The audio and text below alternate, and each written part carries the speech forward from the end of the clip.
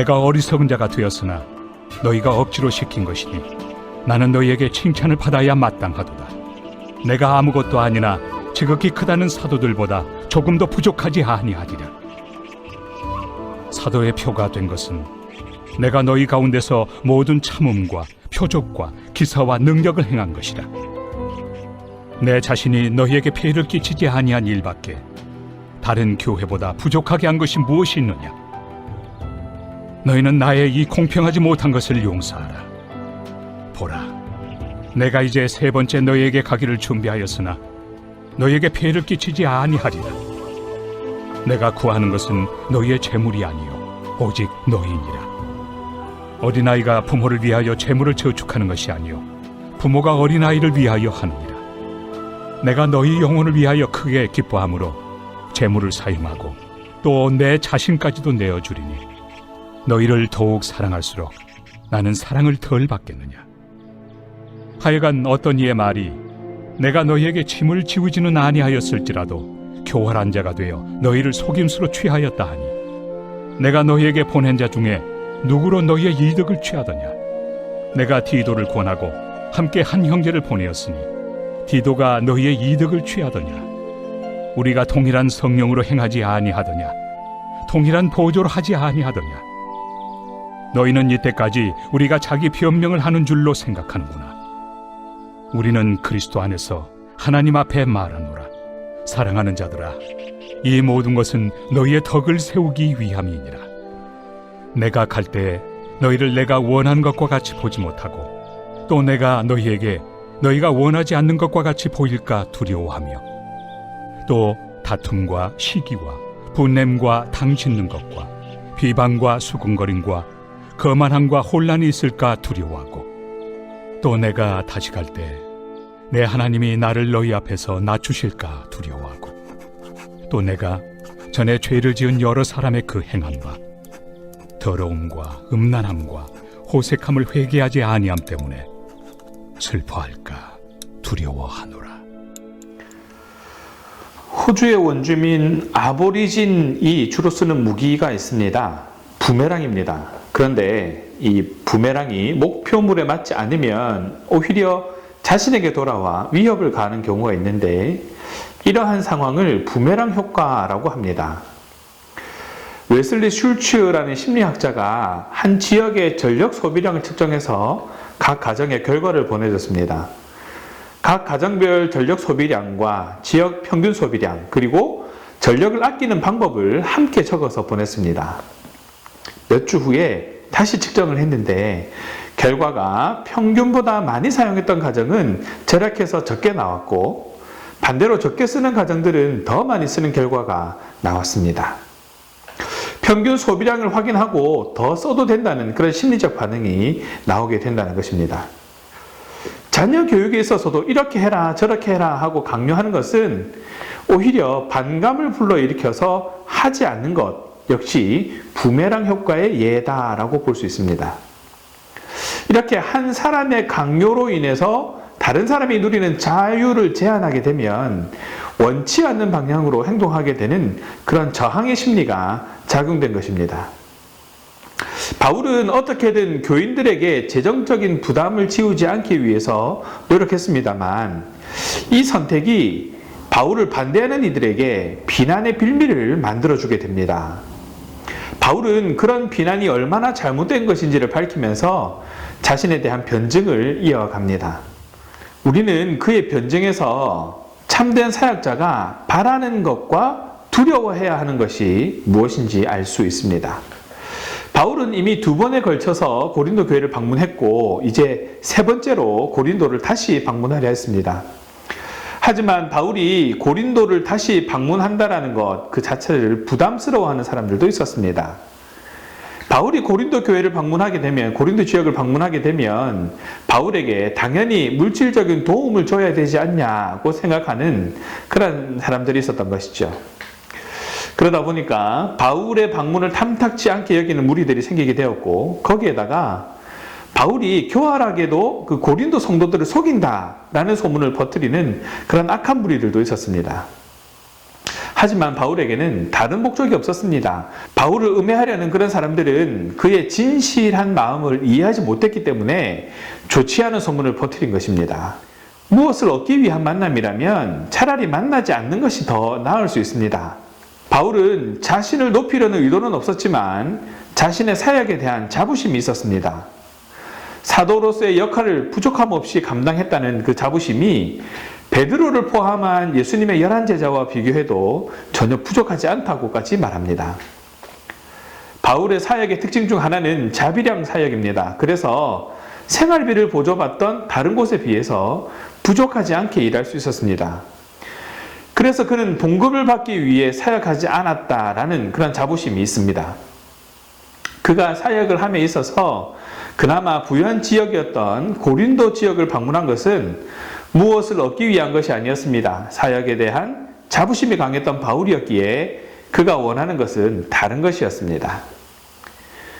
분명 바울은 고린도 성도들에게 폐를 끼치려는 게 아니었습니다. 어린아이가 부모를 위해 재물을 저축하지 않는다는 예를 들면서 오히려 자신이 물질을 바라는 것이 아니다라는 것을 분명히 했습니다. 바울은 고린도 성도들의 영적 아비로서 그들에게 베풀지언정 물질을 가져가는 일은 없다고 단언했습니다. 다만 바울이 바라는 것은 고린도 성도들 자체였습니다.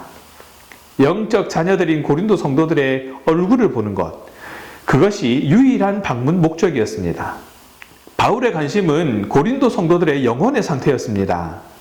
편지와 같은 글로만 판단할 수 없는 그런 영적인 부분들을 직접 얼굴을 맞대고 살핌으로써 고린도 성도들의 영적 성숙을 돕는 것이 바울의 목적이었습니다. 하나님 아버지의 마음을 가지고 영적인 자녀들을 만나기를 기대했던 것입니다. 사역자들이 얻고자 하는 열매들이 있습니다. 우리가 전도를 해보면 아시지 않습니까? 전도에 대한 열매가 있기를 바라게 됩니다. 잘 정착했으면 좋겠고 잘 자라서 하나님의 일꾼으로 한 역할을 해나가기를 기대하게 됩니다.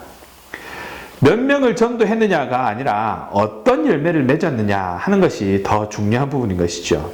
바울은 다시 고린도 교회에 가겠지만 역시 고린도 교인들의 물질적 구원은 받지 않겠노라 라고 말하면서 그가 원하는 열매는 재물이 아니라 사람이라는 것을 드러냅니다. 고린도 교인들의 영혼이 하나님 앞에 바로 서는 것을 원했던 바울은 부모의 마음으로 고린도 교인들을 위해 자기 재물을 사용했고 오직 그들의 사랑을 받기 원했습니다. 바울의 대적 중에는 바울이 하지도 않은 것을 가지고 모함하는 이들이 있었는데 재물을 요구하고 교활하게 속임수로 이득을 취한다고 소문을 냈던 것이지요. 그렇게 모함했지만 어떤 증거도 없는 그런 말이었습니다. 바울은 자신 있게 자신이나 동역자 디도가 어떠한 이득도 교회로부터 취한 적이 없다라고 단호하게 말했죠. 바울이 원한 것은 고린도 교회 성도들의 덕을 세우는 것, 즉 영적 성장이었을 뿐 결코 그들을 통해 유명해지거나 부유해지기를 원하지 않았습니다. 이렇게 바울이 원했던 것은 고린도 교회 성도들에게 폐를 끼치는 것이 아니었습니다. 그들의 성장이었습니다. 그들을 통한 열매였습니다. 그래서 하나님께서 영광 받으시기를 원했던 것입니다. 고린도 교회 성도들이 성장해가는 일은 하나님께서 원하시는 일이었기 때문입니다. 자신의 유명세나 부유함이 아니었습니다. 오직 하나, 고린도 교회의 성장이요 성숙함이었습니다. 그래서 바울은 이런 것들을 얻지 못하게 될까봐 두려움을 가지고 있었습니다. 사역자로서 자부심이 무너지고 성도들로부터 사랑을 얻지 못하며 성도들이 영적으로 성장하지 못해 죄에 빠지게 되는 모습을 보는 것. 바울은 다시 고린도 교회에 갔을 때 고린도 교인들을 원치 않는 모습으로 보게 될까봐 두려워했던 것입니다. 즉 서로를 사랑하는 사람으로 만나지 못하게 될까봐 두려웠던 것입니다. 그들이 교회로서 마땅하지 않은 모습을 보이거나 과거에 지었던 죄로 돌아가는 것이 바울에게는 두려움이었던 것이죠.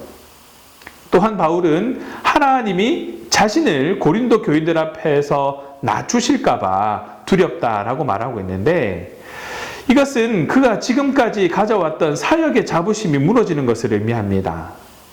바울은 오직 하나님 앞에서의 자부심과 성도들을 향한 사랑만을 가지고 교회를 섬겼습니다. 우리도 이런 진실한 마음으로 교회를 섬겨야 합니다. 하나님 앞에서 하나님께서 내게 맡겨주신 사명을 잘 감당하는 것입니다. 그리고 내가 경험한 하나님의 은혜와 섭리를 드러내는 것입니다. 혹 나의 연약함과 실수로 인해서 전도의 길이 막히거나 하나님에 대한 거부감을 가지게 한다면 그것만큼 안타까운 일은 없을 것입니다. 교회가 건강해지기 위해서는 바울과 같은 사역자들이 나타나야 합니다. 모든 성도들에게 동일하게 주어진 사명이기도 합니다. 교회를 섬기는 모든 이들이 해당되는 것이지요.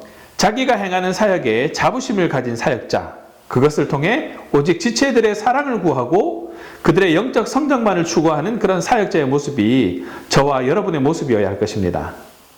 친구가 뜬금없이 그냥 네가 보고 싶었어 라고 말한다면 어떤 마음일까요? 아무런 목적 없이 그냥 목소리 듣고 싶고 얼굴이 보고 싶은 친구가 진짜 친구일 것입니다. 마찬가지로 우리 신앙가족들의 마음이 이러하다면 우리 교회는 더 풍성함으로 채워질 것입니다. 주님이 우리에게 이렇게 다가오십니다. 그냥 너와 함께 있고 싶었어. 항상 우리를 기다리시며 우리와 교제하기를 원하시는 주님을 바라보시기 바랍니다. 우리 역시 주님을 바라보며 기도의 자리, 묵상의 자리로 매일 나가야 할 것입니다. 신앙가족들이 서로 격려하고 위로하면서 하나님께 함께 나아가는, 그리고 함께 하나님을 만나는 자리로 나아가는 그런 저와 여러분 되기를 주님의 이름으로 축원합니다. 기도하겠습니다. 사랑의 하나님 감사합니다. 아무런 대가도 바라지 않고 그저 고린도 교인들이 성장하기를 바랐던 바울의 마음속에서 하나님의 마음을 비추어 봅니다. 우리의 신앙이 성장하기를 바라면서 늘 우리와 함께 하시는 하나님의 섭리와 간섭하심을 깨닫습니다. 머리에서 머물러 있지 않게 하시고 그것이 우리의 신앙이 되어서 더욱 성숙함으로 합당한 열매 맺는 삶이 되게 하여 주시옵소서. 또한 이 땅에 하나님 나라가 확장될 수 있도록 하나님을 알지 못하는 이웃들에게 증인으로 주님을 전하는 자들이 되게 하시고 바울처럼 그들을 품고 이 사랑을 전할 수 있는 성도가 되게 하여 주시옵소서. 열매 맺지 못함을 두려워하며 열매로 영광 돌리기 위한 은혜를 구하는 그러한 교회로 역할을 다할 수 있도록 주장하여 주시옵소서. 감사합니다 주님. 우리 주 예수 그리스도 이름으로 기도합니다. 아멘.